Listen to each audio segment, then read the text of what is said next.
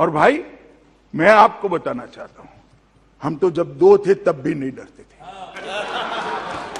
अब तो 302 है।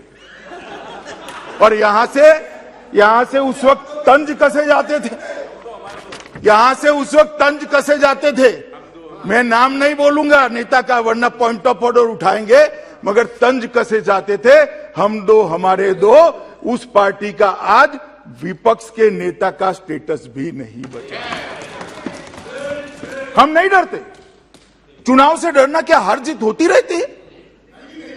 जनता का फैसला है, हमने स्पिरिट है। मैंने यही कहा। आप ट्रांसलेशन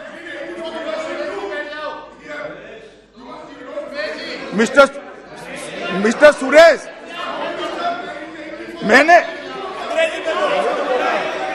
ये ट्रांसलेशन मोड पर रखिए, आप ट्रांसलेशन मोड पर रखिए। मैंने यही कहा है कि हम 2 थे तब भी नहीं डरते थे, आज 302 है, क्यों डरे। ना अहंकार की बात है, ना गमी का विषय है। जनता का फैसला लोकतंत्र में सबको स्वीकारना चाहिए, और ये स्पिरिट भी, इसमें डर का कोई सवाल नहीं। कांग्रेस पार्टी, टीएमसी, बाकी सारी पार्टियों के नाम देना नहीं चाहता, जो अपनी पार्टी में परिवार के आधार पर पार्टी चलाते हैं, कई सालों तक अध्यक्ष का चुनाव नहीं कर सकते हैं, वो देश के लोकतंत्र की चिंता कर। अरे भले अपने कार्यालय में तो चुनाव करा लो भाई, पहले अपनी पार्टी में तो करा लो, देश की बात में बात करना। डरने का स्वभाव हमारा नहीं है। चुनाव में हार जीत होती रहती है,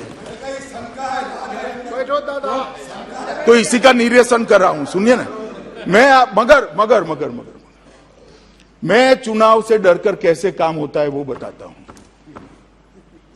इंदिरा जी का चुनाव इलाहाबाद हाई कोर्ट ने निरस्त कर दिया। उसके बाद रातों रात जिस प्रधानमंत्री को इस सदन में वोट देने का अधिकार नहीं था, वो प्रधानमंत्री ने देश भर के सारे लोकतांत्रिक अधिकार छीनकर इमरजेंसी डाली। इसको डर कहते हैं, इसको डर कहते हैं। लोकसभा की मियाद 1 साल बढ़ा दी, इसको डर कहते हैं। और सुनिए अभी सुनिए ना, सुनिए।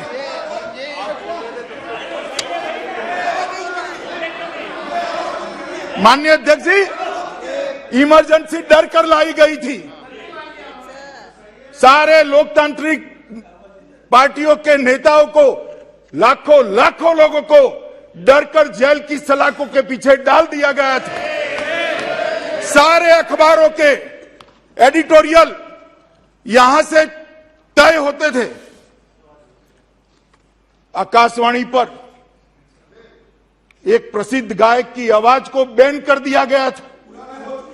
ड्यूएट गाने भी सिंगल आवाज में आते थे। इसको डर कहते हैं। क्या चाहते हैं कि दिल्ली की जनता त्राहिमाम हो जाए और भारतीय जनता पार्टी के खिलाफ हो जाए? जो ऐसा सोचते हैं उनको मैं कहना चाहता हूं, सत्य को कभी कोई ढक कर नहीं रख सकता। हजारों सूर्य की तरह दीप्यमान होकर बाहर